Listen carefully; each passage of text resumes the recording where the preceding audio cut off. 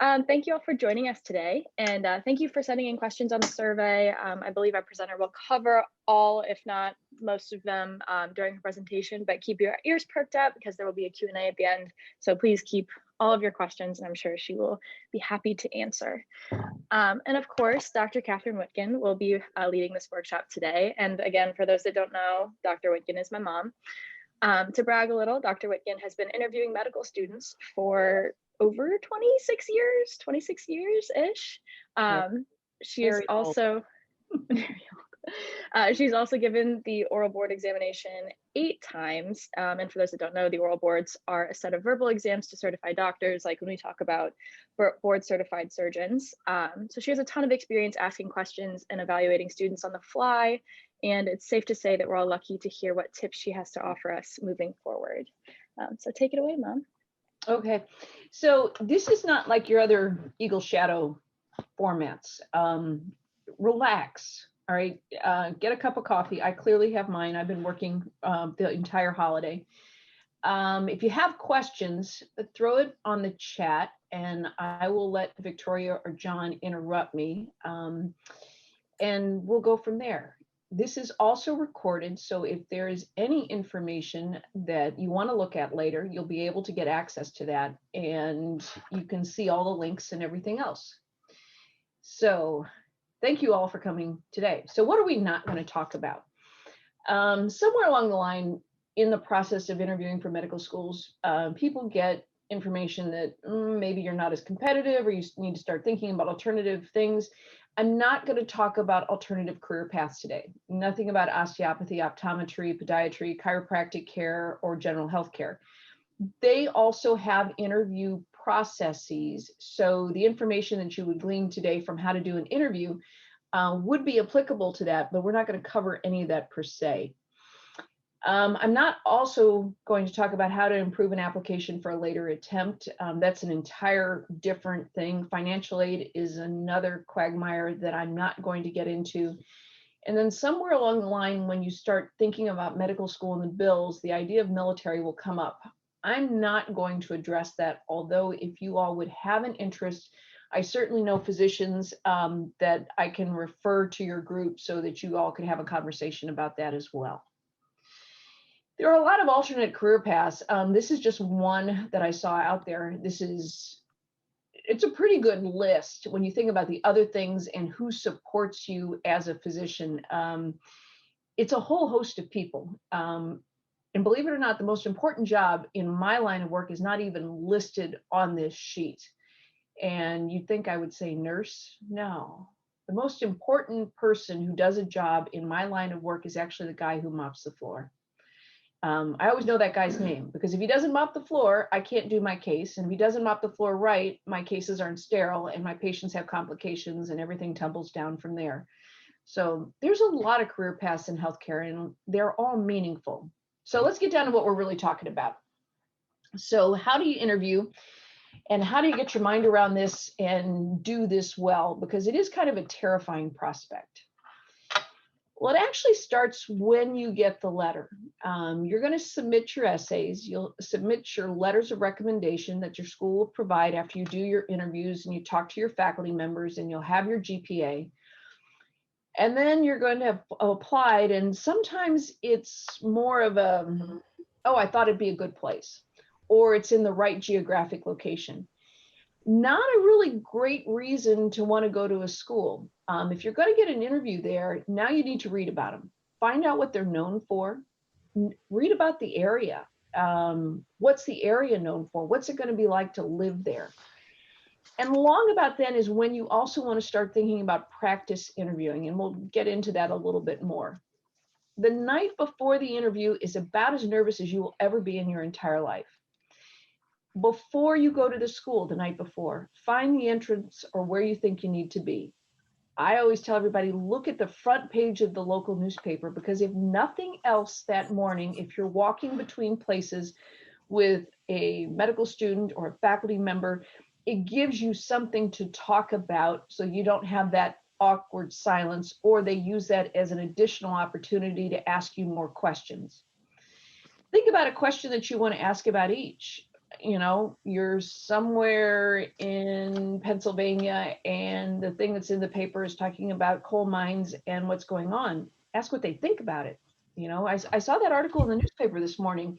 Has this been going on for long or anything like that? The last thing you do the night before is phone, and I should have put in the little hashtag there before, friend, supportive friend. Somebody that's known you, somebody knows that you've got this, somebody that you've practiced with, because you need to be in a good headspace to go into this. It's at that moment that you're going to feel like, I don't know if I can do this. You're so terribly nervous. Everything's awful.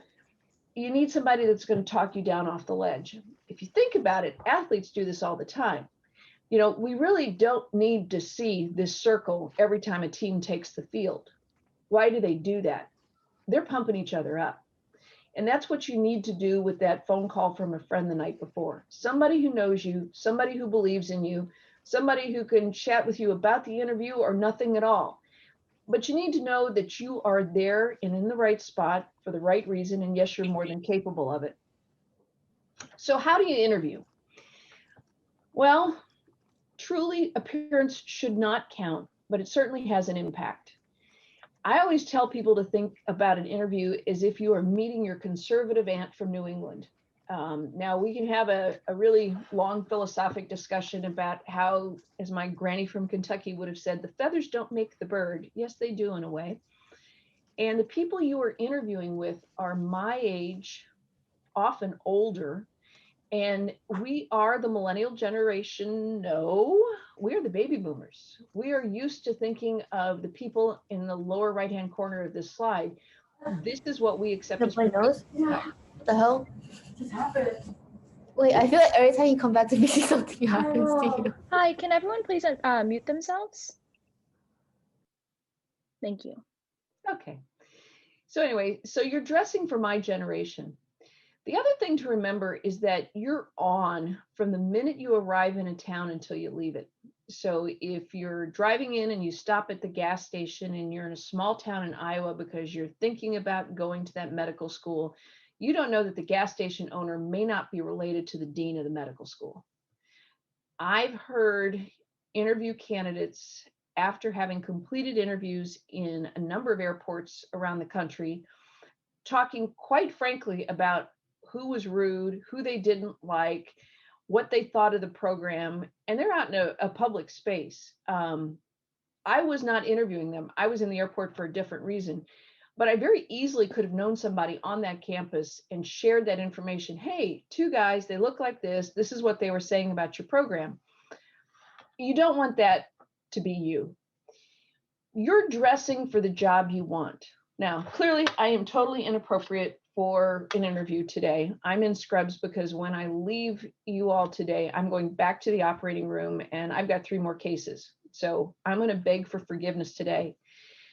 You guys are comfortable today, entirely appropriate. You should be. It's not an interview. We're having a casual conversation.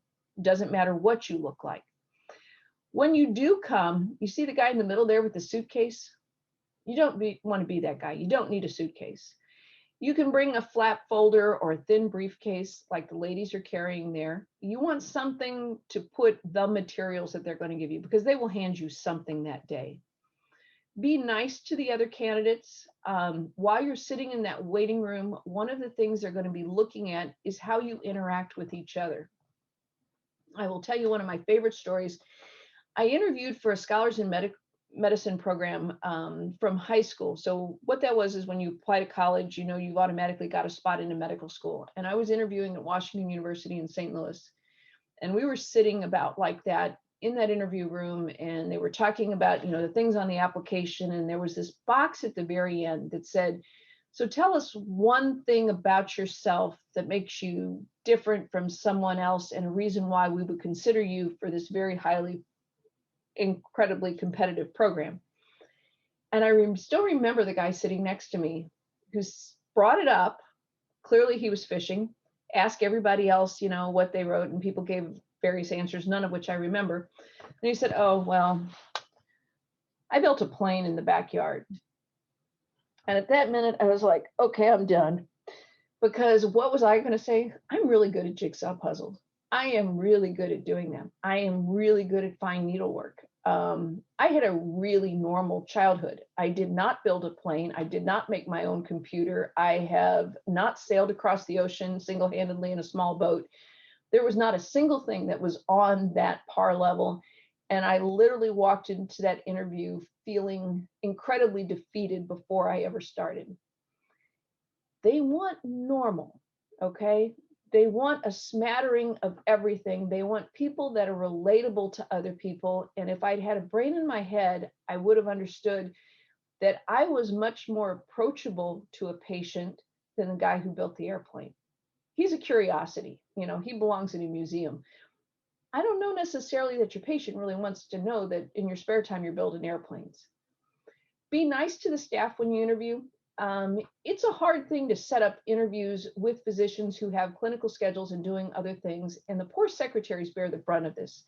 Every time that doc cancels on them, they have to deal with the candidates, they have to rearrange the schedule, they have to set everything up. And you want to try to remember names. If you have one of these little folders, write down who's interviewing you, or if they give you a schedule, just keep the sheet of paper so you know who it is that you're talking to. Occasionally, they will mail that information to you in advance. Be smart about it. Google them. Find out who they are in the medical center. Find out what their role is, because it prepares you to talk to them about what things are of interest to them. Be cost conscious. Also remember that your suit should not make a bigger statement than you do. All right. There are lots of options that are out there. These are a few. No, I don't have an endorsement from any single one of them. Zara is another one that's up on the East Coast, that they're classic clothes that are very well cut and they're not going to break the bank. When you look at it, and I'll tell you honestly, I think women have a much harder time than men. Look at the guys here. Basically, the only thing that's different is the color. It is very acceptable for women to wear pants. Be aware of necklines. Do something that you can lean forward and move easily in that's not going to show more of your anatomy than you want to. Remember that when you're on these interviews, you will take a tour, so you're going to walk. And something like this orange shoe is not going to be your best choice. A teeny tiny heel. You may think you're great in heels, but by the end of the day, having walked 2 miles around campus, that also may be not your best choice. You may do better with something that's got more of a block. Think classic, navy or black. You can get by with one jacket, 2 pairs of pants, and 2 shirts. I'm 5'5" if I stretch, and I have short arms. Every suit I ever buy, the sleeves are too long. Everything goes and gets the sleeves short. Don't look like you're wearing your older sister's or your mom's clothes. Invest in the tailor. A dry cleaner can do it for you. Make sure it fits you. Break your shoes in. And if you're going to wear jewelry, be conservative about it. All right. This is not the time to wear your nose ring. Yes, some of you have them. I don't have any comment because you are not my child. And Victoria, no, you're not getting a nose ring. So we'll just throw that out there right now. If you have one, good for you, but you may want to think about where you're interviewing, and that for that baby boomer interviewer, that may not be seen as a positive. Don't make this about your body habitus, your clothing, or your jewelry. Make it about who you are, and just start by looking the part. What they're trying to do is imagine you in a very, very professional role. If you look on the left here, there are some differences depending on where you interview. This is a New York style, the blonde here on the left, carrying the bag. Everything about her hair, her attitude, the cut of her suit, the height of her neckline. The woman that's down here on the left clearly looks every bit as professional. She could go New York. She could also go Midwest. A little bit more toned down, all right? You're not going to buy suits depending on where you interview. The trick is to buy one that will go everywhere. The guy here that's in the middle with the navy blue and the light blue tie, that's great. I'm real curious what this is, because that may tell more about where he came from. It might be from his home medical school. It could be a political pin. It could be all kinds of things. And you look at him over here. Now, you could argue that he is a very good looking guy. He looks like he probably came out of the Twilight series. I look at that, and the only thing I think is that hair is a lot of work. That is a lot of work. He is impeccably groomed. but that sort of implies that you're a very high maintenance individual. So look well kept, but don't overdo it. Now the fun slides. What don't you wear? All right, number one, anatomy belongs in a lab, all right, not for you to show to the people who are interviewing. Remember that your personal choices may not match the people that are interviewing. And why do you want to make this a focus? The worst candidate I interviewed, golly, it was about, I would say 8 or 9 years ago. And it was a young woman who was interviewing for a general surgery spot. She was from Brazil. Now, culturally, what is appropriate attire in South America is different in the US. But she came in with a pair of pants that were so tight that she literally could not come in and sit down in a chair. When she came in to sit, she had to lean back and kind of ease her way into that chair, because I think otherwise she was afraid her pants were going to split. She was known the entire day of the interview as Pants. I don't know what the woman's name was. I don't know if she ever matched, but we all called her Pants because it was such a memorable thing watching her trying to get up and down out of that chair. We don't need to see Amy Adams' underwear if we're trying to interview her for a job to be a doctor. I don't know that a mustard suit will ever fly anywhere for a professional interview. And I certainly don't want to know that you have underwear that's worthy of a Kardashian, okay? Think about how things are going to look. And if you've got an issue with it, have your roommate, your friend, or somebody take a shot of you from the back as well as the front. Again, what they're trying to do is see you in transition. If you look the part, they can picture you as being one of these people. And this is the kind of image that they want to present going forward for their medical students, for their residents, for the people that they are responsible for having trained. There was a question really quick regarding men with earrings. It is socially acceptable. Everyone from Harrison Ford, and I would not be surprised if Barack Obama doesn't get one now that he's no longer a president. Notice how I said that. Now that he's no longer a president. He's on the other side. Unless you want to discuss your earring because you're bringing it in and it's out there and blatant, I'd leave it out. All right. Your time to prove that you are who you are as your individuality and your personal choices is not when you're trying to get the job. Lay low on that stuff, keep it conservative, and then once you're there and you're professional, and if you choose to wear a discreet earring, go for it. I wouldn't want to have to answer a question about that. And it's interesting, usually the question I get is, what do I do with my engagement ring? Now, in fields like surgery, if you're a female candidate and you're wearing an engagement ring, it's really close to the line, but if they see it, they can ask you about it. And it may be, oh, congratulations, how nice is that?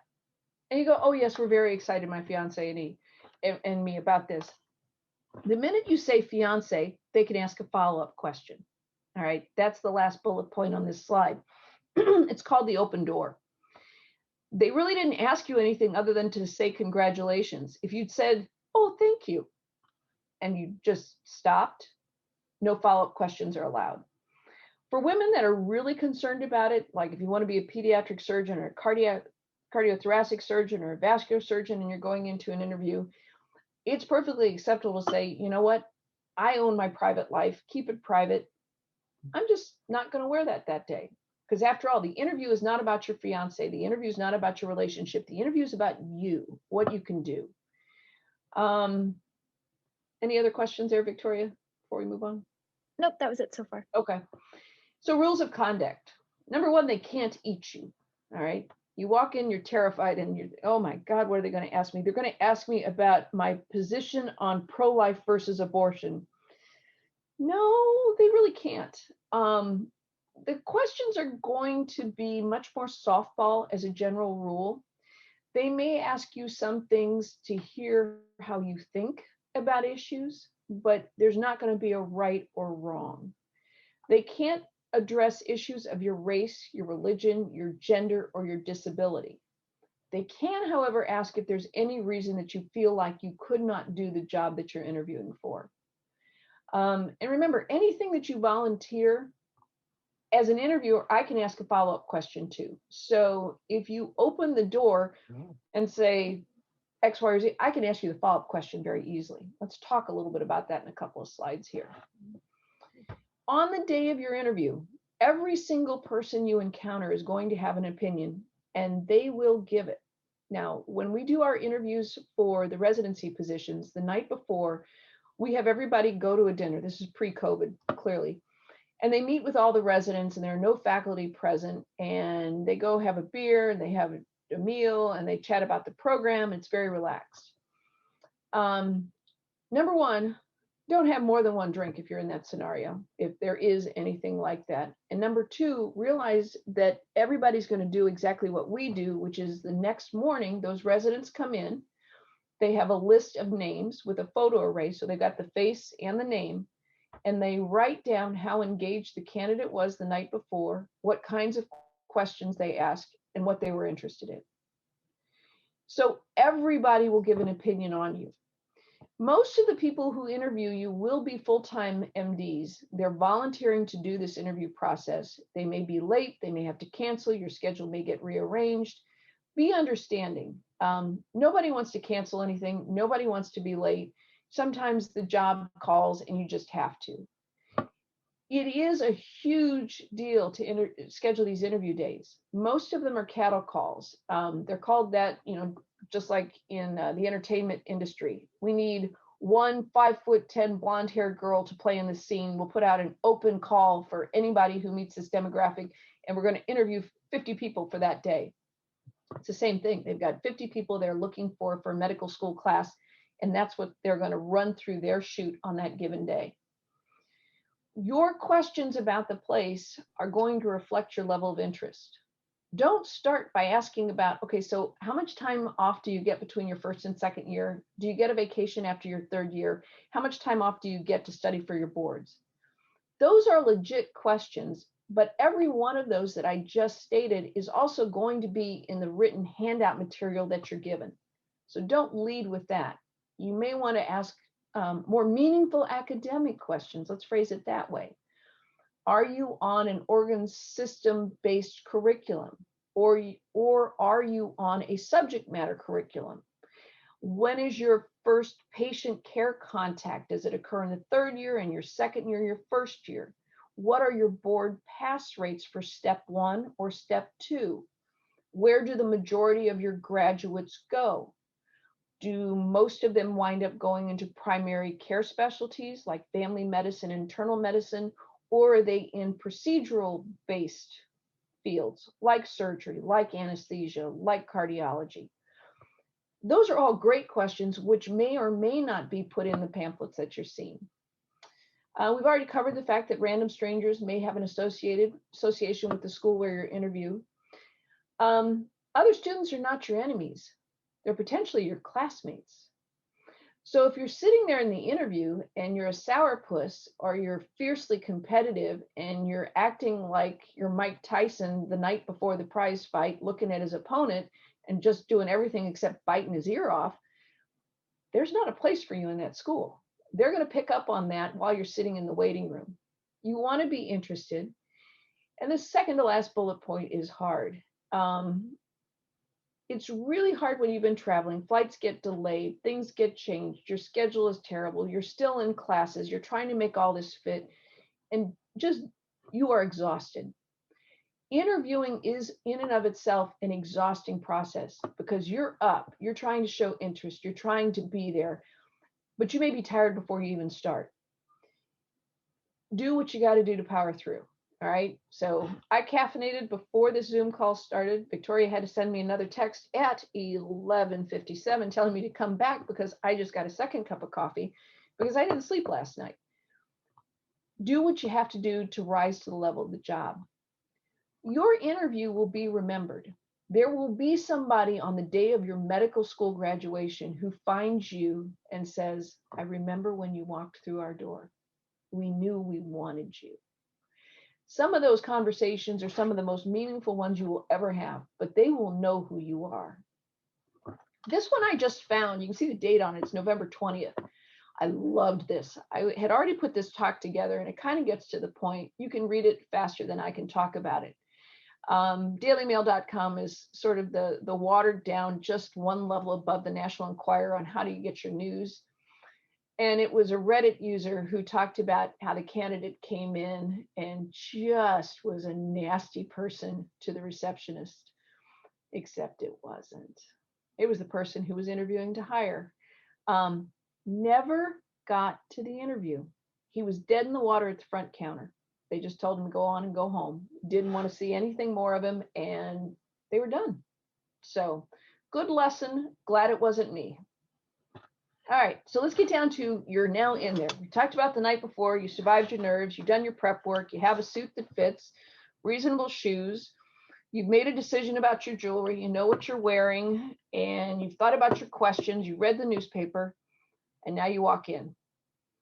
My first medical school interview was with a physician by the name of Dr. James Drake, still on the medical staff at St. Louis University Hospital. And I was terrified I would walk in that morning and say, "Good morning, Dr. Duck," because a Drake is a male duck.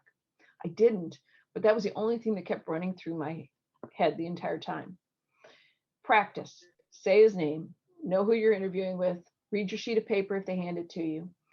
Have a good handshake, all right? I don't want a limp fish. I don't want somebody who's trying to break my hand. I want somebody who's going to shake it firmly and let go, all right? Don't pull me in, don't hang on to me. And I just thought of this, it's not on here.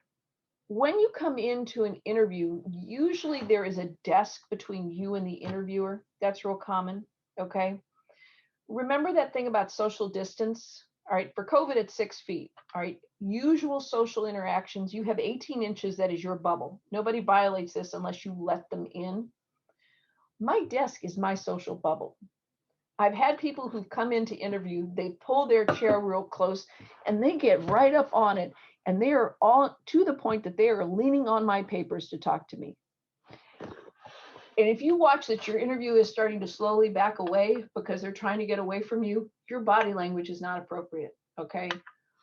Respect distance, keep your space, make eye contact, answer questions directly. That sounds really easy. It's not. Did you have a hard time finding this place? Well, you know, I come from the area, blah, blah, blah, blah, blah. Answer first. No, I didn't. I actually am very familiar with the area because my family vacationed here every summer when I was a kid. I actually love this place. Answer the question first, because then it gives you room to expound on it. It also focuses your listener to say, oh, they heard me. They know exactly what I asked. Be concise. You want to have a beginning, a middle, and an end to your answers that you give to people, and know your own material. If you have quoted something that you did in a research arena 6 years ago, because you're a delayed applicant, and it was published in the Journal of Science in 2015, you better be able to talk about that, because you may draw the person because they look at your material and they matched you up with somebody who was in the Department of Biochemistry who might actually want to find out if you actually did the work. Know what you put down. You're not going to be able to fake your way out of anything. I had a cattle call interview for my vascular fellowship at the University of Massachusetts General Hospital, Harvard. Yes, MGH, the place. And there were 32 of us interviewing that day for 2 spots. I walked into the head of the vascular program's office, and there's the picture. It's the ether dome. You know, the guy, the first patient who ever got ether anesthesia, he's laying there on the table and everybody's crowded around. And the ether dome is on that campus, even to this day. Bill Abbott was interviewing me, and Dr. Abbott looked at me and he said, you know, there's an Abbott in that picture right there. And I'm like, oh no. Of all the things I did, I couldn't read about that. I knew that ether was used in Harvard. I didn't look it up. I should have done my homework. I didn't do any of it. I have no idea who the Abbott is in that picture. And of course he asks, do you know who the Abbott is in the picture? I looked right at him and I said, you know what? I absolutely do not. I'm sorry, sir. And he kind of reared back to his desk and he looked and he nodded and he said, good, you're a straight shooter. He said, half the people in this room have already told me that it was a doctor that was there, and that was the first person who gave anesthesia. And they said it in a very authoritative way. He said, by the way, Abbott was the name of the patient, and no, he was not related to me. So at that moment, just because I answered honestly about it, he and I were off to a good footing. He knew that I wasn't going to tell him anything that I wasn't going to say, and I wasn't going to make anything up, like I knew about it. The trick is, even though I was going through all that internal dialogue of, I really just shot myself in the foot, I should have done more homework, outwardly, I was calm. I will tell you that my tell, how do you know when I'm nervous? I clenched my toes. So the next day, even in the operating room, if I'm doing something terrible or scary, I curl my toes. And that's the only thing that I do because no one can see it. And it just lets me know that, yes, I know I'm stressed, but the outside of me is going to maintain my demeanor and keep going. You want to be yourself. You want to be honest about your answers. Be thoughtful, reflective, considerate, thankful. You know, Winnie the Pooh was kind of right. They're looking for you. They don't want you to be anybody else, but we want to make you be the best you that you can possibly be on that particular day. So let's talk, I talked earlier about open doors. So let's talk about text and subtext. So somebody is there and they say, you know, you look like you're really tired today. And the answer you give is, I'm sorry, I was up all night with a sick child. Now, granted, there's probably very few of you today that are going to give that answer. So what they say in response is, oh, I'm so sorry. What's the thing they're thinking? Oh, how many kids does he or she have? Is this going to be an issue? Because now there's a question. You walk in and they're like, oh, we're glad to have you. Oh, yes, I'm thrilled to be here. My girlfriend was really excited I was coming here. Oh, what does she do? All right, open door. You brought up the significant other in your life. Now there's a very natural flow in the conversation. And now you can ask about, oh, what does she do? The other unspoken question is, wonder if this will help him come here. Wonder if this will hurt him from coming here. So there's definitely a text and subtext in operation. You walk in and you're a little out of breath. And the first thing you say when you sit down in the chair is, oh, I'm so glad I'm on time. You know, spontaneous utterance. And the interviewer says, and we are too. And what are they thinking? Late much? Not somebody you want for the job. Or you're a little bit late and you come in and the first thing you say is, I had a hard time finding the entrance. Well, they tell you it can be difficult to find. And what they're thinking, do you often have trouble with directions? You see how there are the things that we say, and then there are the inner dialogues that we all have. The red's the impression. You want to avoid the red. You want to think about how are you going to avoid the red when you're having these conversations with people that are interviewing you. Common questions. Explain. Put in a grade, a course choice, a gap here. What do you think about it? Tell me about yourself. Now that one's really interesting. Seems really benign. Practice this one. Everybody who's watching this has a something that you want me to know about you.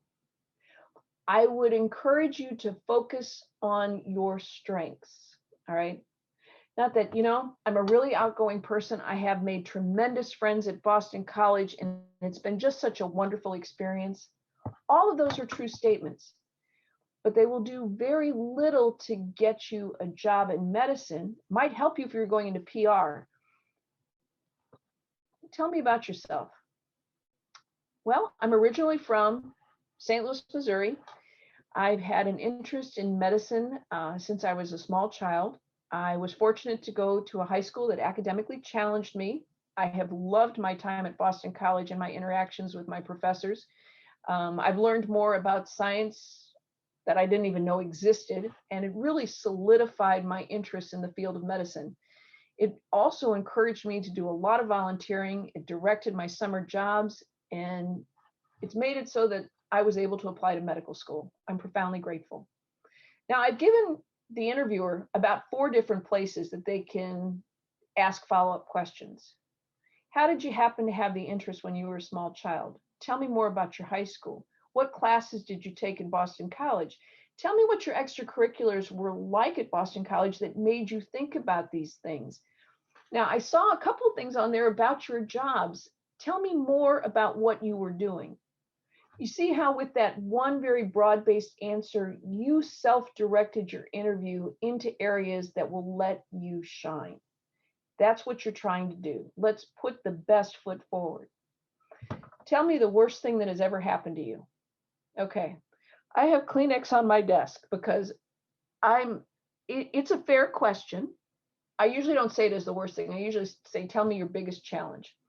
And honest to God, people are so keyed up and so nervous. I am not trying to pull an Oprah moment here where I get you to cry, but I will have every week at least one person who cries in my office in response to this question. Be prepared for this. You may have a tragedy, but do not talk about a tragedy unless you're able to process it. All right. And we're going to talk about why that matters. Biggest challenge. So I had a guy who was on my residency program. He was an intern, first year level resident. And everybody was talking about this guy. He'd gone through the interview process. Clearly he matched, he was hired. If you are a football fan, if you know about the University of Missouri, we play all those big schools. And there was a game at the University of Missouri against Nebraska some years ago. And coming off the field, one of the fans taunted a player because University of Missouri was beating Nebraska pretty badly. And he got right in his face as he was running to the tunnel to come off the field.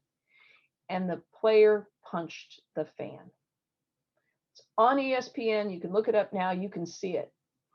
That player was the guy who was on my service. So he and I were talking one day, and I said, you know, you got to explain this to me. I'm sure they asked you about it as your biggest challenge. It had to be part of your interview. And he said, oh, yeah, they did. And I said, this is not you. I've been working with you. I see that it's not you, but help me understand this. Then he said, it was the biggest mistake and the worst thing I have ever done in my life. But it changed me.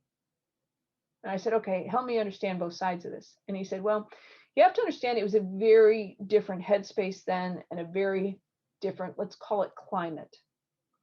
And he said, you also have to understand I was about 80 pounds heavier back then. So in my head, I'm already putting puzzle pieces together and I'm thinking, okay, anabolic steroids, you're crazy, you're hyped up for the game, it's all that kind of stuff. He said, but in that moment, he said, I realized what an absolute ass I was and that I was hurting somebody else over a game that I didn't have total control over. And what I did was so wrong and so not fair. And it changed everything about the way that I look at things. No wonder he got hired. I love the kid. I mean, if that was the question he got and the way that he responded, you can work with that individual. And we'll talk about the steps of that here in a couple of slides. What's the thing that you are most proud of? Make it something relevant to the job. Okay, something that you have done well. I got a job in healthcare where I was part of a database registering patient information. You know, it sounds like that's kind of a mundane job, and I'm sure the people who hired me thought of it that way, but I had to realize every piece of information I put in there had to be accurate. And everything that I was doing was going to change the way that they allocate resources for trauma patients, because they were basing where they put funding for the state based on what hospitals did what. So that answer has shown that 1, you have an attention to detail, 2, you got a great job, and 3, you can see a big picture. It's a great way to give yourself an example that sells yourself. You can do something similar with your greatest accomplishment, make it meaningful. What do you want to do with a medical degree? You may not know. You may have an inclination towards orthopedic surgery. That seems to be wildly popular these days. If you answer that, you're going to have to show that you've had some discernment. How did you arrive at that decision? What made you think about it? Please have it be more than just, I tore my meniscus when I was in high school. You've got to have some follow-up. all right? Because tearing your own meniscus and watching how a surgeon operates means that you may want to watch Grey's Anatomy. It's certainly not enough to say that, you know what, this is how I'm going to base my decision for a career. You're going to have to show that you've done some follow-up investigation past that point.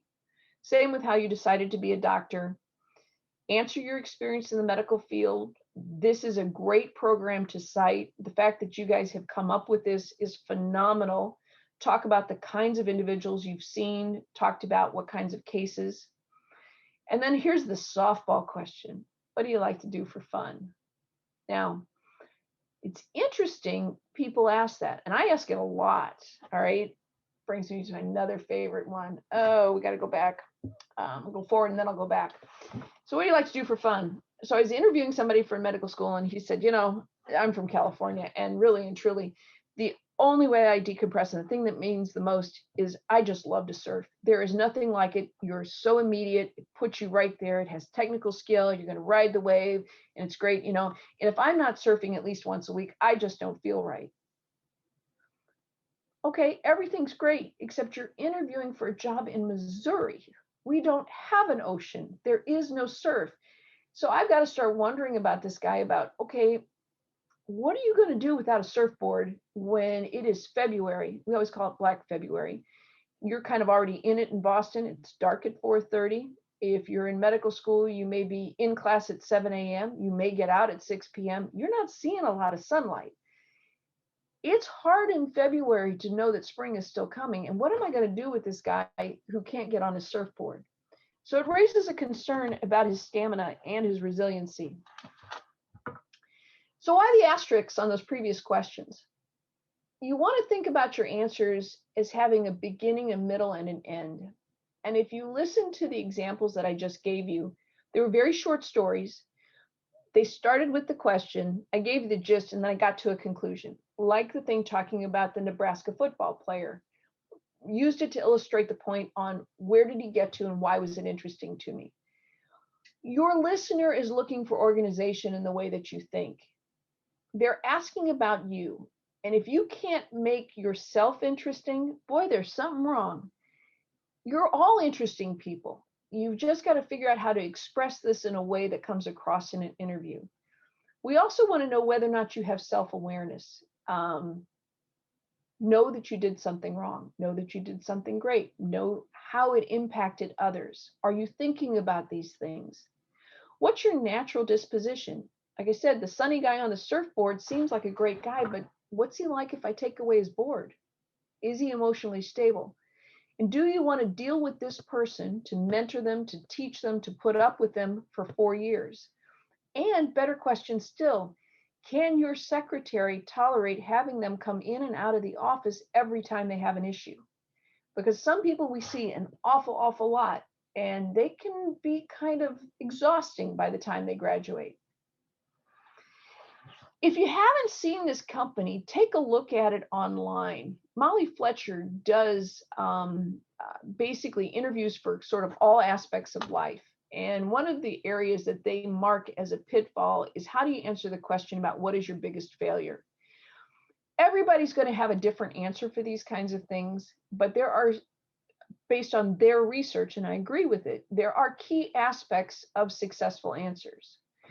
You're looking for something that pushed you out of a comfort zone, reminded you of your courage and your enthusiasm, made you rethink about something, resetting your mindset, gave you a different direction, made you problem solve, inspired other people who saw you do something, learned a way that wouldn't work for you through failure, gave you more empathy or determination, got you positioned for greater things. You're not going to get all those things in one example.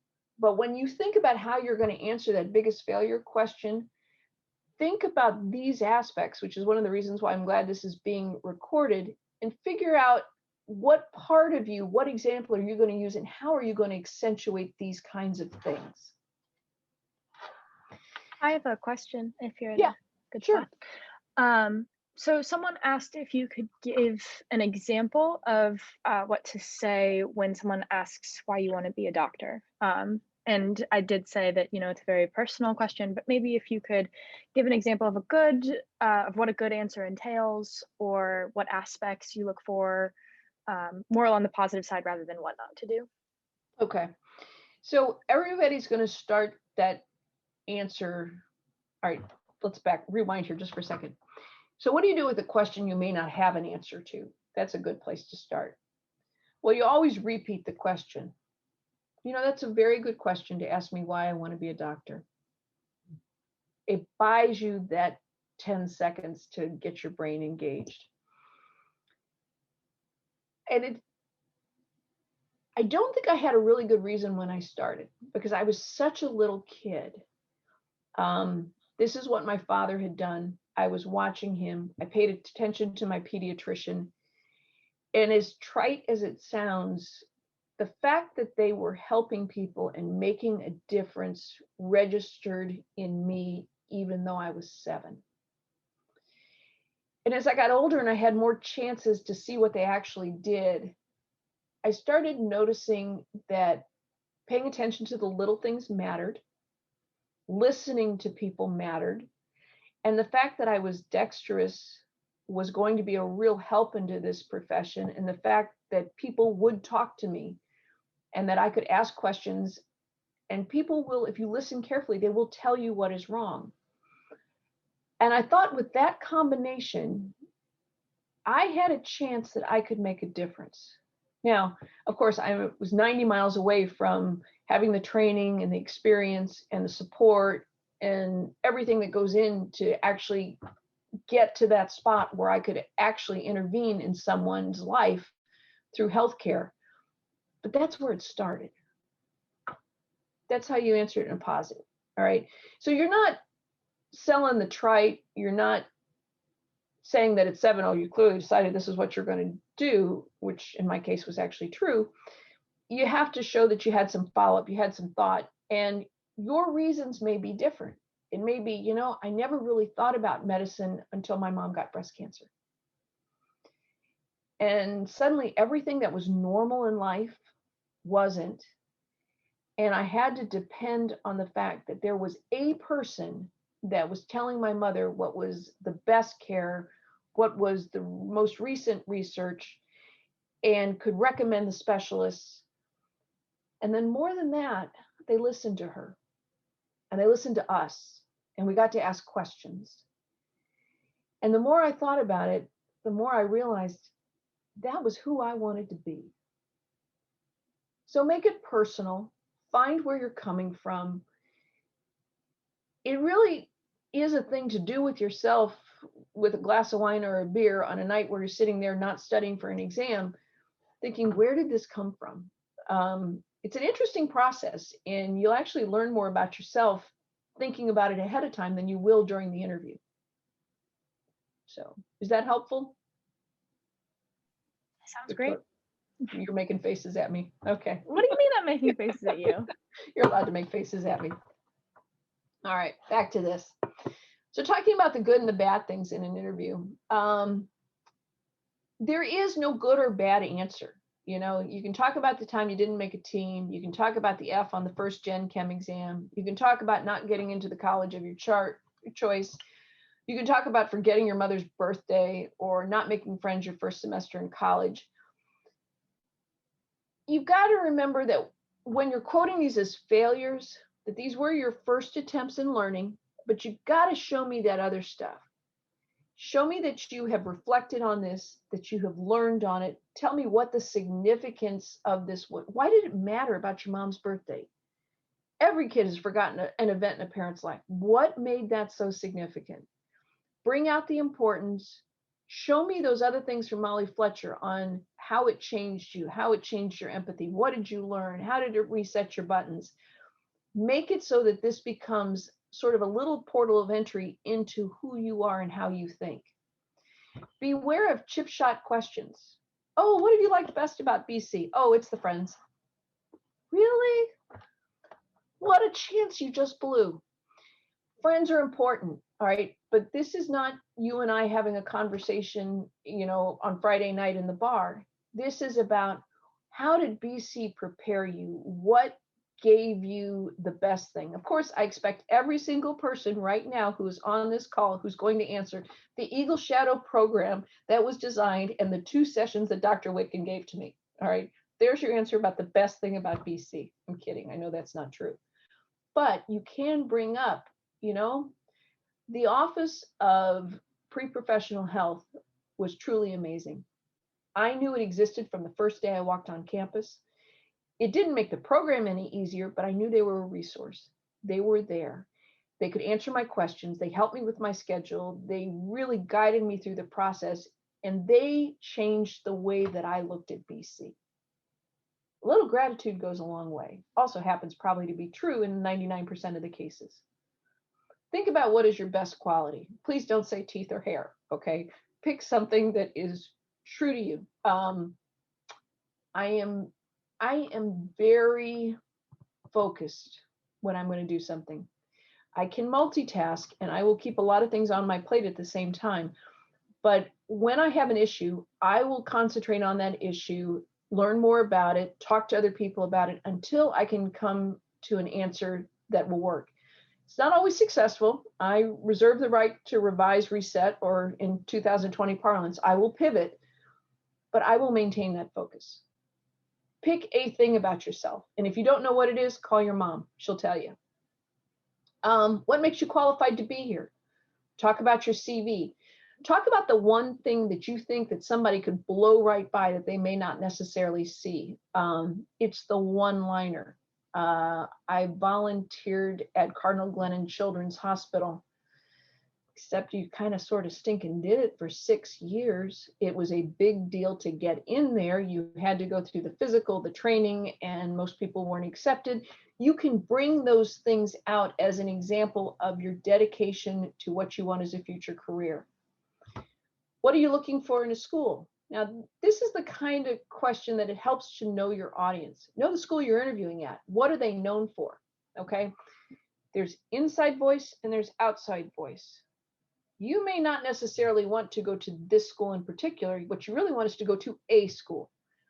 That's inside voice. They don't have to know that. Okay.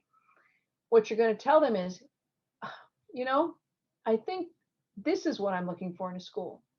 I've read about it. I like the fact that you do organ system based learning in the first 2 years, the way that you have structured taking step 1 so that the students have a structured way to review as well as ample time to study. Seems like an incredible way to learn. You introduce patient care in the 2nd year so that the 1st year you can acclimate and you get used to everything. Demonstrate your knowledge, okay? Because what you want to be is the candidate who's got choices. You're going to have an ability then to look at this and go, okay, I get to pick. This is a job interview. No matter how comfortable these people make you, they are not your friends. That is a different level of conversation and lack of formality than what you want to have in an interview. Your best interviewers are going to make you think it was the easiest thing you've ever done, okay? If you're smart, that will be a true statement. If you're not prepared, you can really step on a landmine in the middle of it because they can get you to say things and appear more relaxed and not prepared than what you actually are. So what's your interviewer looking for? Academic stamina, all right? And truly that is the only reason you all are suffering through physics and biochem. They are trying to teach you academic stamina. Organization. How do you keep everything together? And this is why extracurriculars and athletics and volunteering as well as academics count. They want to know that you can manage all facets of your life so that you will grow and bloom and find a way to do this. They want to know your personality. They don't want a class of hematologists or oncologists. They want a good mix of people because if you get too many people of all the same, it's like rats in a cage. You all want to kill each other. You need to have variability. They need to know you get along, that you're healthy, that you will be there for the experience and be able to participate fully. They want somebody who's going to be a good reflection of the school. I will tell you after the last one of these that I've done and the number of emails that I got from you all are great reflections on your school. Every single one of you that I heard from, you're great candidates. And if you're not hearing that, you need to. You're in the right spot. This is a good place to be. You are likely to succeed. The fact that you are from your school speaks volumes about that. You've got resiliency. You're COVID kids. You're doing things on your own in circumstances that people in my age group, we are struggling professionally to function at a level that is equivalent to what we did before. And you guys are just doing it. They also want to know what your other interests are. What's going to make this class be different? Maybe you're a great social organizer. Maybe you're going to be the person who's going to set up the intramural basketball team. Let those things of yourself shine through as well. Really quick, just going to throw this out there because we are nearing the hour mark. Mom, I know you said that you would stay longer, and obviously we'll stay on. Yep. I have one question, and then if anyone wants to use the raise hand feature and ask my mom with your camera on, please feel free to do so. Someone was asking, what are some good qualities to talk about versus bad qualities? For example, a good one is focused or determined, but is empathetic and compassionate still good to mention? I would answer empathetic and compassionate, but what's going to get you into medical school? Unfortunately, empathy and compassion is not enough. And you want to couch your answer. You can start with that, but you're going to have to like hook it with something else. By nature, I'm a very empathetic and compassionate person, but I think where my true strength lies is in the fact that I can use those facets of my personality in a decision-making process that is based on good analysis of scientific data. So I linked them, okay? Because if you want to be empathetic, you could go into pastoral care. There's a role for those people. They have all kinds of compassion and empathy and all kinds of stuff, and they listen to everybody all day long, but they're not taking care of people. If you are only empathetic and compassionate, one, medicine will eat you alive, okay? You've got to have another facet of your personality that's in there to take care of people, that allows you to make tough decisions, okay? I am, I think, an empathetic person. Victoria will tell on me later. I think I've got a lot of compassion, but the rest of my day today, when I leave you guys, I'm going back to the operating room and I have 3 separate patients scheduled for 3 separate amputations. That's a horrible thing to do to a human. It truly is. But for each and every one of those patients, I can be as empathetic as I possibly can be, but I also have to know, based on what they have and their underlying conditions, that these operations are absolutely necessary, and my job is to do it the best to my ability. And that's what I'm going to do, because that's what they deserve. You got to have both. Okay? So anybody, if you want to cut out on this and you don't have time right now, Victoria has said she is recording this. You will have this available for you later. There will also be at the very end of this a slide that has my email address, and I'm also giving you guys my cell phone. Okay, so you will have a way to reach out to me later. So it's Zoom this year, which for those of you who are applying is a very realistic possibility. Okay, everything you're going to do for setup on interview is going to be identical, but you got some stuff that you got to think about. It is incredibly hard to think about how to keep your energy level high on camera. You want to maintain eye contact. And if you notice, I have not been looking at the dot and looking directly at you, whoever you are. I've been sneaking glances over here because I'm actually looking at who I see on the panel. Do the best you can with getting the panel as close as you can to the camera. I did not do a great job of that today. Do dress completely. Yes, I epically failed on that. Hello, scrubs, headband, no makeup, glasses, the whole bit. Wear pants. Please wear pants. Don't be that person who interviews with no pants so that you're known that you don't have pants. It will change the way you sit yourself. It will change the way you conduct yourself if that you are fully dressed. Think about your lighting and your environment. Now, if you look behind my right shoulder here, Santa Claus is on the floor. I've kind of kept most of that hidden. You can see the bed that's back there on the background. I wouldn't use this setup if I was doing an interview. If you've got to put up a tarp and throw a plant that's behind there, that's great. Be careful of books, because people have been known to screenshot your Zoom screen and they will go back and look at your titles. Okay. Anything that's visible is subject to review. Think about your lighting, your environment. Set up a Zoom call with a friend. Say, hey, we're just going to do practice. I'm going to sit down. I'm going to look at how this all is. I want you to see how the lighting is on my face so that I don't look like I'm incredibly tired or a monster. And just tell me how this looks. Try it out, because I have a feeling, like I said, most of you guys are going to be interviewing via Zoom for the next year. It's okay to take notes like you would in a real interview. Pardon me. But remember, what you want to do is not spend all your time with your head down taking notes like you're in a big lecture hall. You want to focus on trying to maintain eye contact, interest, good body mechanics and posture and all that good kind of stuff. If you need to have a drink of water, that's fine. I would expect that you would, and I think everybody else who's interviewing is. Practice this, and like I said, clean up your area that you're going to be Zooming to do this with. So let's say the terrible happens. You're late for your interview. The plane wasn't there. There's nothing you could do about it. You forgot the call. I cannot imagine that happening. I can, however, imagine you not sleeping because you're afraid that you're going to miss the Zoom call.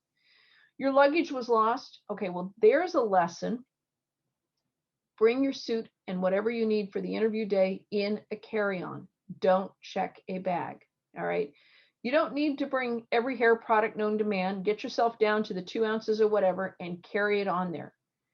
If there is a death or a missed cancellation or of a flight, you call that school immediately.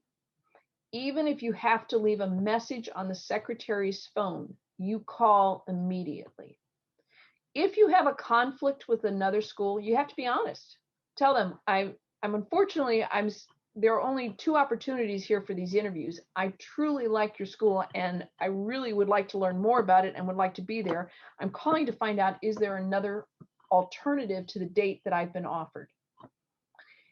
It's not necessarily a bad thing. You have to be very apologetic and polite, because you are telling them that you want to do both, so you're not 100% committed to them.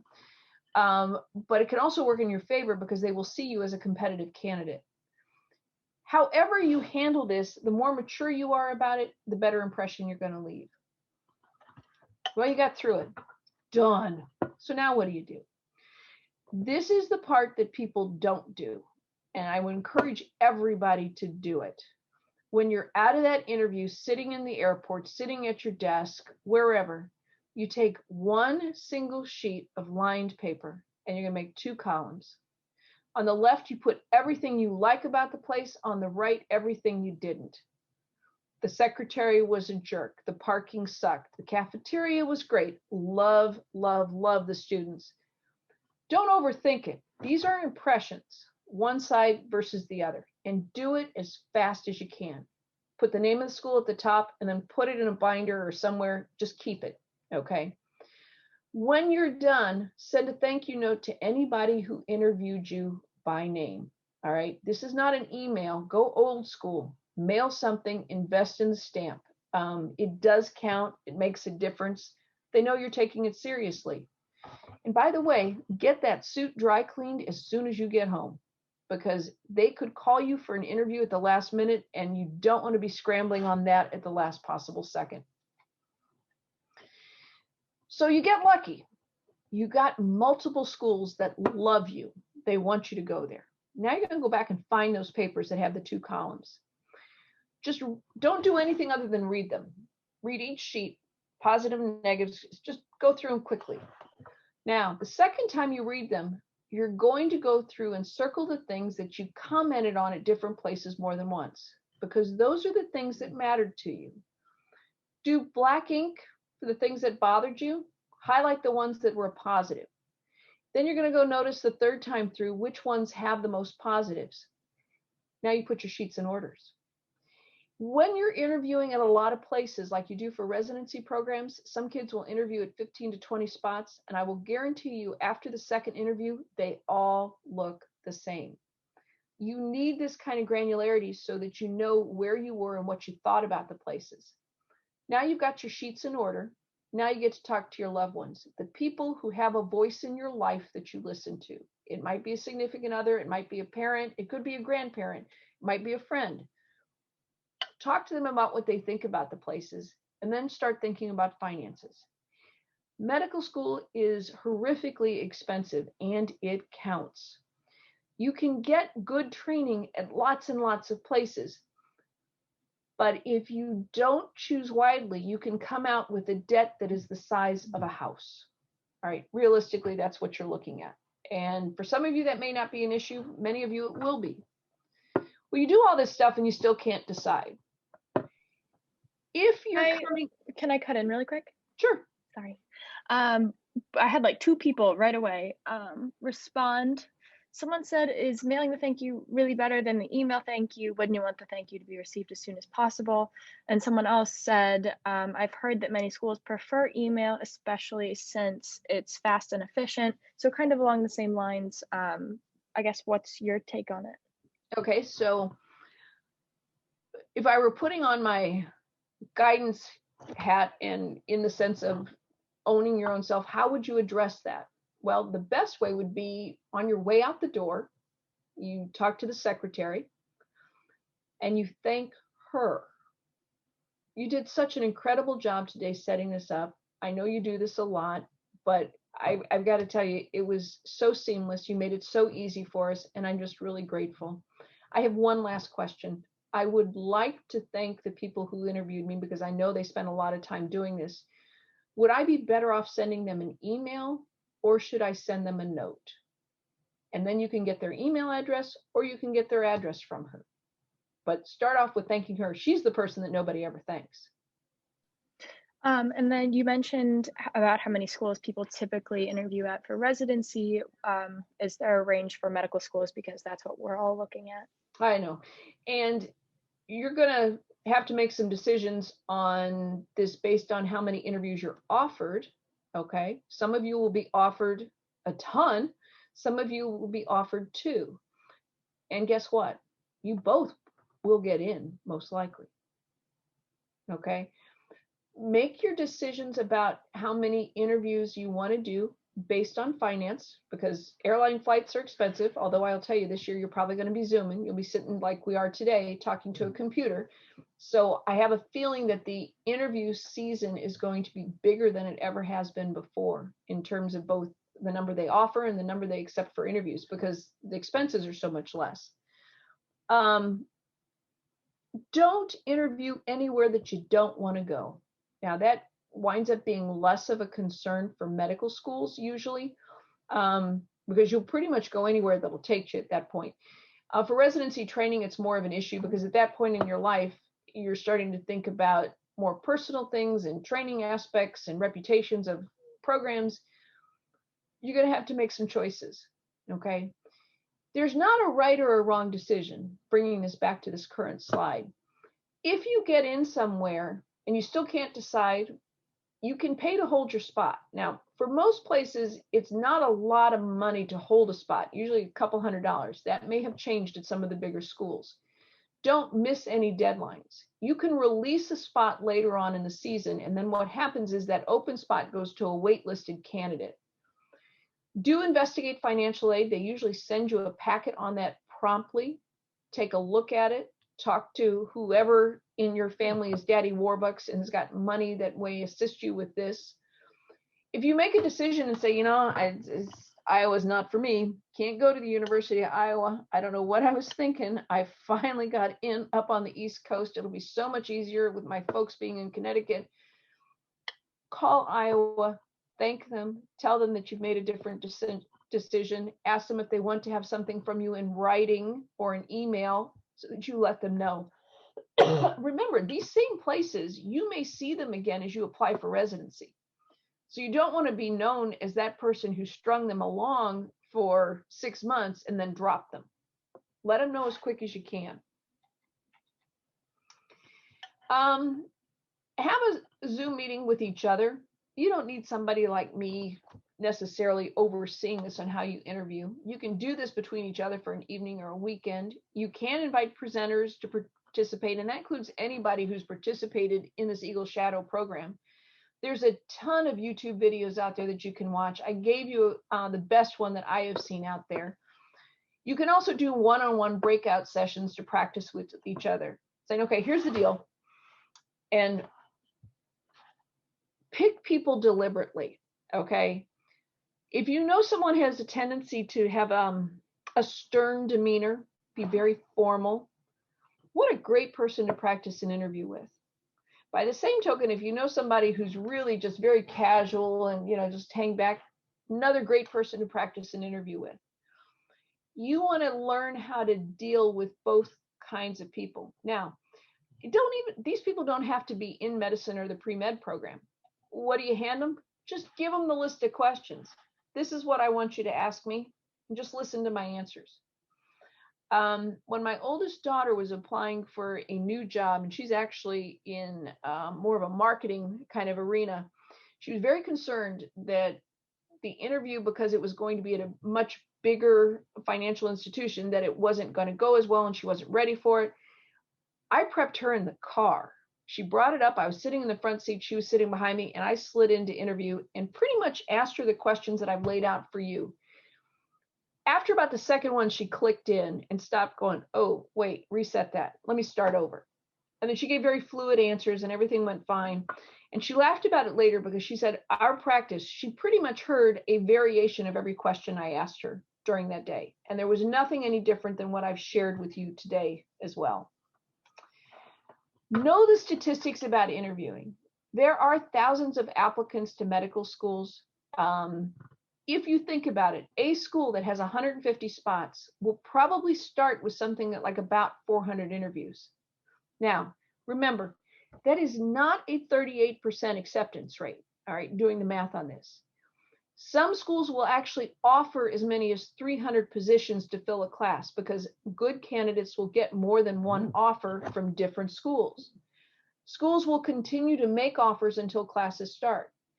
When you show up for an interview, statistically, odds are better than 75% that you're going to get an acceptance to that school, because the culling comes before they waste the time, the effort, and the energy on interviewing you.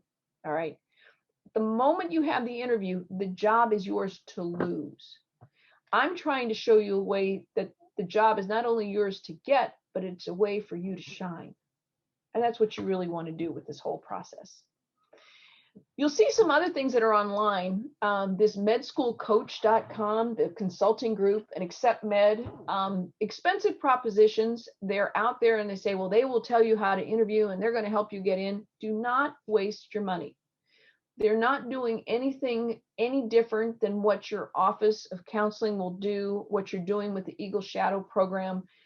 You're going to get more out of practicing with each other than you will with paying these people money that you could better spend on other things. There will be no's. Absolutely, there will be no's. Your acceptance is not you, okay? Michael Jordan is up here because, he was a great basketball player. I'm not going to get into if he was the greatest, but certainly he was one of the greatest. Michael Jordan did not make the varsity basketball team the first time he tried out. It crushed him. They turned him flat out down. He said he never really got over it. Of course, he eventually got accepted and he worked. And I think that explains a lot about his character and personality. If you watched The Last Dance or whatever that show was called, the retrospective on his career and his life, he went to every game with an intensity that he expected that everybody out on that court was bringing their best. And he could be stern, he could be harsh, but his whole goal was win. He was out there to do a job. That acceptance didn't define him, or lack of acceptance, but it changed him. It made him refocus, it made him regroup, and it made him be a better player than I think he ever would have been without it. I guess if you want to touch on how to stand out in responses during an interview, or how to have like a standout type of attitude when you're answering questions without being disrespectful. Whoever sent that to her, tell me what kind of question you're being asked. Let's try to get a little better framework on how to respond to that. There aren't any names on it, so. I know. That's why I'm asking them just to shoot something to you. If anybody has an idea. Or maybe you already answered. Well, I think, like I said, the biggest one, if you listen to people when they answer questions, and this is true even in class, the question can be asked to the group from a professor. And you know the people that you roll your eyes with when you're sitting in the front row or towards the front because they're answering behind you, and they start with this long meandering thing, and you're like, oh my God, please just answer. we want to move on. Please answer. Don't be that person. All right, how do you stand out? Answer. If you can answer yes or no, start yes or no, and then you can explain.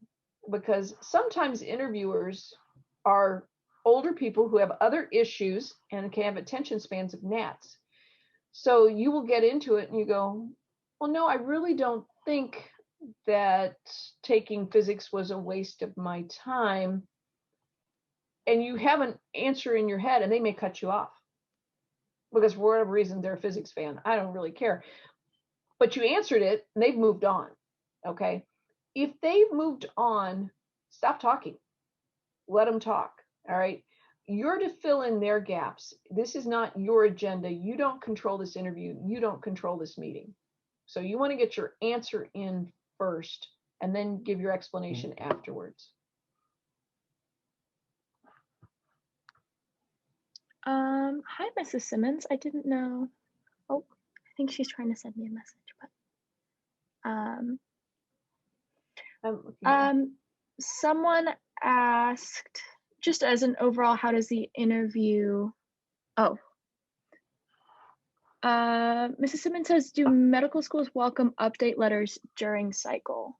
I'm not sure what that means, but. So if significant things have changed that would alter a science GPA or a GPA, or there has been an award or some kind of outstanding student activity, yes, send an update.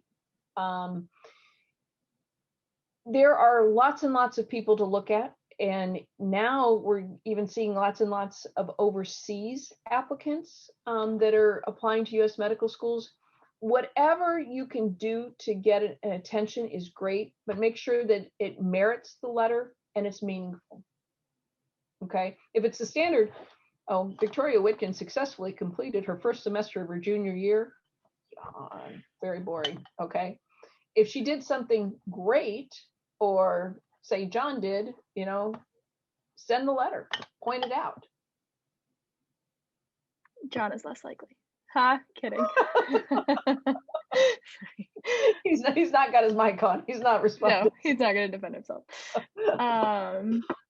Do you recommend taking time after college before applying to medical school?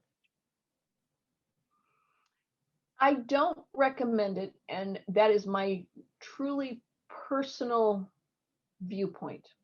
Okay, I don't speak for a medical school, a university, or a program with that answer. I will tell you, as someone who's gone through a long pathway, that I was looking to get to the end. And I know that there was a whole lot of living I was doing on each one of the steps, but I didn't want to break stride. All right, if you think about it, you know, going back to Michael Jordan, he didn't do so great when he laid out for baseball. Coming back, that was a little harder than the man remembered. He was older. He wasn't in basketball shape anymore. There were a whole bunch of people that had come up behind him who were great players, and now he's playing catch up. I am insecure enough that I worry about that catch up. When I was doing well in college and going into med school, I knew how to study, I knew what I had to do, and I was going. Now, again, this is my viewpoint, my reasons, my thinking about how to do this. If you're one of those people that go, you know, I gotta have a break. I want to go to Vietnam. I'm going to volunteer. I'm going to teach English. I might get into one of the clinics. This is what I'm going to do. I need some kind of global perspective on this. If you're going to do something like that, align yourself with an organization that does meaningful, respected work. Okay. That may not be my choice. That doesn't mean necessarily that it should be your choice. And I'm trying to give you as much latitude as I can here. But don't take the year off and work in Starbucks. Okay, that is not meaningful in terms of getting you to the next step in your career. Whatever you do during that year, it should have a reason, it should have a purpose, it should have a goal, and it should make you get to that next place where you want to be in training. Someone else asked, what's the best way to talk about your accomplishments without seeming like you're bragging? Why don't you start there? What are you great at? You know, I was afraid of this question because this is the thing that I'm absolutely the most uncomfortable discussing. I have been academically successful. You can see on my CV that I've got this award and I did this and da da da da. I think the one that means the most to me is, and pick a one, and you can go into detail and discuss the one. Now, if you can show a little bit of humility about talking about the one, about this one means the most because the person who nominated me for this award amongst all the high school students in my state was my guidance counselor who'd known me since I applied to my high school. She had met with me frequently during the course of my academic career. I felt like she really knew me. And I think that's what really meant the most. Yes, I'd done the work, and I know that to get this award, I had to deserve it, and I had to have certain things done. But the fact that she knew me that well and went to that kind of effort to nominate me, that's the thing that meant the most. So yes, you recognize the accomplishment, but you're also showing an element of humility and understanding on what someone else had to do to get you recognized to that place. Thank you for answering the questions with elements of my life. You're so funny. I wasn't going to call that out, but you did. Okay, fine. You've been doing it. Oh gosh. How do you overcome nervousness or stress during an interview? So like if you sit down and you realize that you're like shaking, just general advice. The first thing you do is you sit on your hands. All right. So I've tucked my hands underneath my thighs because it keeps me from jiggling. All right. Makes you steady. I remember I'm an old person. The first time I took my oral boards was back in the day. What they do is they bring you to a hotel and you go to 3 different rooms and people ask you questions in these 3 different rooms. And this is long, long time ago. They don't do it this way anymore. But the first room I walked into, the guys who were interviewing me, 2 guys, I'm the candidate, they're in chairs, and I was to sit on the end of the bed. Could you make me more uncomfortable? Probably not. So I was so stinking nervous anyway to take the exam. I walked in, sat on the end of the bed, and I sat on my hands. That was the only thing I could do. Now, once I got a little more, I clenched my hands together in my lap. That was my second move. Clench your toes, do whatever you have to do. And the thing that you want to do is focus. You can tell them, I haven't done very many of these. I am really nervous. So forgive me here. I'm working through this. It's just, like I said, I've never had to interview for anything before. Call it out. All right. A good interviewer at that moment will tell you, you know, this isn't hard. First thing I want you to do is take a deep breath, blow it out. And what we're going to talk about is going to be your favorite subject. We're going to talk about you. So let's just start tell me about your high school career. Do you have any brothers and sisters? They'll throw you some softballs just to get you talking, get you to relax. Breathe. Every time you give an answer, breathe. You'll settle in pretty quickly, okay? And again, practicing with a friend beforehand, and if you have a stern friend, pick them, because you want somebody who's going to scare you a little bit, because if you get through their interviews, the people you get on the real day are going to be piece of cake.